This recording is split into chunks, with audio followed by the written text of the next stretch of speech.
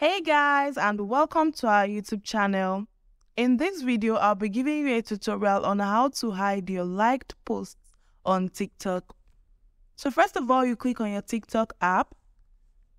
By default, you'll be led to your home page.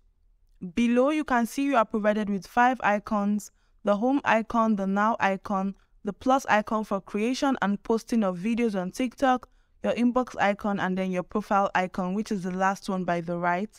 You click on your profile, and then at the top right, you can see there are 2 icons. You click on the second 3-dashed icon, and then here you click on settings and privacy, which is below.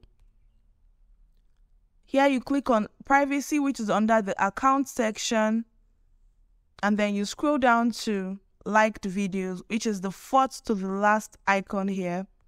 And then you can select whoever you wish to see your liked videos on TikTok, either everyone or only me. I hope this video has helped you out. Don't forget to give this video a big thumbs up and stay tuned for more tutorials in the future.